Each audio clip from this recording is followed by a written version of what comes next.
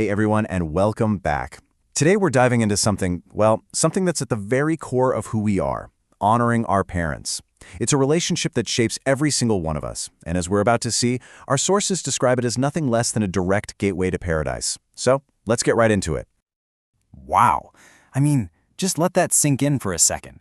This isn't being framed as, just a simple family chore or obligation. The sources are calling it an open gate to paradise. A gate that stays open for as long as our parents are with us. Right away, that tells you everything you need to know about the spiritual weight of this relationship. Okay, so if it's a gate to paradise, that's a pretty big deal. But where does it rank compared to all the other good things we're supposed to do? You might be surprised to hear that our sources give us a really clear answer on this. And this isn't just some vague idea either. It comes from a direct question that was asked to the Prophet Muhammad, peace be upon him. His answer, which is recorded in the most authentic sources, lays out a crystal-clear hierarchy of the deeds that are most beloved to God. And trust me, the order it's really revealing. All right, so let's break this down. Number 1, prayer on time. Okay, that makes sense. It's our direct line to God. But look at what's number 2, righteousness to parents. It's placed above number 3, which is striving in God's cause, or jihad. Just think about that for a second. The daily, personal, sometimes difficult effort of caring for your parents is ranked higher than what many would consider the ultimate sacrifice for the faith. That is not an accident. It's a huge lesson in what our priorities should be. And what this tells us is that honoring your parents isn't like a one-and-done thing. It's not about buying a nice gift on a birthday.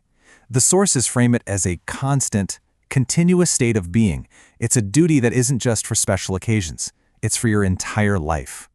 And this is where it gets really personal, right? Because true righteousness isn't always about these big, grand gestures.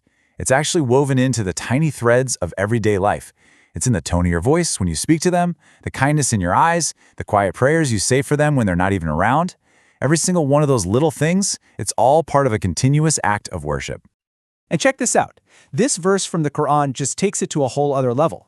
It puts two commands right next to each other, in the same breath. Worship only God, and be good to your parents. Think about that pairing. By linking them so directly, the message is unmistakable. Kindness to parents isn't just a nice thing to do. It's a fundamental core part of your faith.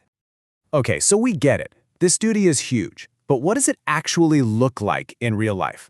The sources are really clear on this one. It has to be more than just words. It's got to be love that you can see. Love that's translated into real, tangible action. Yeah, this really draws a line in the sand, doesn't it? It's one thing to just say, I love my parents. Super easy.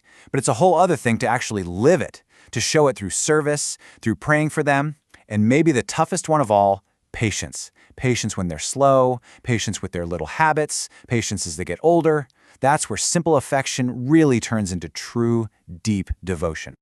And this story, man, it's just incredible. You've got this guy who comes to the Prophet, peace be upon him, and he is fired up. He's ready to go out and do what he thinks is the greatest deed possible, jihad.